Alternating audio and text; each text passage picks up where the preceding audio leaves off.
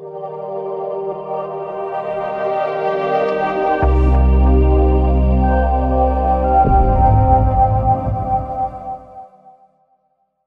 sommes en plein Shobabim. C'est 6 semaines dans lesquelles on lit les 6 premières parachiotes du livre de Shemot, qui racontent la sortie d'Égypte, et qui sont les meilleurs moments durant toute l'année pour réparer les péchés au niveau sexuel. Ça veut dire une relation sexuelle qu'il y aurait eu, Chas Shalom, contact physique interdit, Zerabata, Sommant 120, pensée interdite, parole interdite, regard interdit. Un programme difficile. Dans ces parachiotes, dans le parachat la première, Shemot, il est écrit que le verset suivant, Vayar Elokim, Vaïda Elokim. Dieu a vu et Dieu a su. Le sens simple, il a vu la souffrance du peuple d'Israël et il a su que le moment est arrivé de les sauver d'Égypte. Il y a une traduction, la première traduction de la Torah qui a été faite en araméen. À l'époque, les Juifs ne parlaient pas l'hébreu. Les gens qui étaient lettrés parlaient l'hébreu, c'était la langue sainte, d'accord. Dans la prière, on parlait l'hébreu, mais il y a des gens qui ne savent pas lire l'hébreu. Les gens parlaient l'araméen. Un des plus grands tzadikim de tous les temps, Rabbi Yonatan ben Uziel, a traduit la Torah en araméen. C'est un très très grand tzadik, c'est écrit que lorsqu'il étudie la Torah, s'il y avait un pigeon qui avait le malheur de passer au-dessus de sa tête, il tombait grillé par terre. Tellement sa Torah était du feu terrible. Alors lui a traduit ce passage-là comme ça, il a dit « Dieu a vu et a su la tchouva que faisaient les Juifs en Égypte en cachette ». C'est-à-dire qu'il faut comprendre. On est en Israël depuis 210 ans en Égypte, qui est appelé Hervat Haaretz. Le centre de Herva, c'est le sexe, d'accord? Le centre sexuel du mal mondial. Tu mets là-bas des esclaves qui n'ont pas le temps de respirer, pas le temps de penser.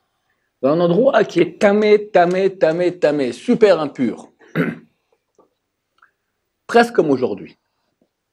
Pas comme aujourd'hui. Nous, je crois qu'on est bien pire. Forcément, il y a des regards interdits. Pas comme aujourd'hui, ils n'avaient pas Internet, ils n'avaient pas les bonnes femmes déshabillées comme aujourd'hui, mais il y avait quand même des regards interdits, des pensées interdites, des paroles interdites, même peut-être même des contacts interdits. Ils faisaient tout en cachette. Hachem a vu, a décidé de sauver son peuple.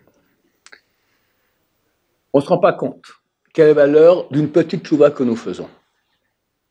On tombe. Il est écrit qu'il y a 3 péchés auxquels l'homme ne peut pas échapper tous les jours. Écrit dans le traité Bava Batra, page 164, B, en bas de la page. Mauvaise pensée, lire de fille. Abat la shonara, poussière de la shonara, et unfila, ça veut dire pas se concentrer complètement dans la prière. Ça veut dire que c'est impossible que tu n'aies pas des attaques de mauvaise pensée. Et en plus, si tu es, hélas, issu du monde français, qui est peut-être le summum mondial de la finesse, pritzout, de la débauche, il y en a partout. Mais la mode, elle n'est pas zimbabwéenne, ni montevidéoenne, ou londonienne, ou même milanaise. Milan, c'est Paris, c'est la finesse. D'accord, arrivé, tu as les penseurs là-bas, la façon la plus sournoise comme ça de réveiller les instincts bestiaux de l'homme.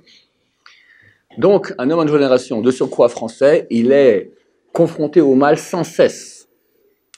La Géoula qu'il y a eu sera la même qu'il y aura. C'est marqué qui met Tzetra Me'as Mitzrayim Aren Uniflaot. Comme sur la sortie d'Égypte, comme ça tu nous feras des miracles à la fin des temps. De là, on dit Chazal, ce qu'il y aura à la fin des temps, c'est qu'il y a aussi à la sortie d'Égypte. C'est le même prototype. Donc, nous dit le Targum Yonatan, qui est un rabbin géant, comme j'ai dit.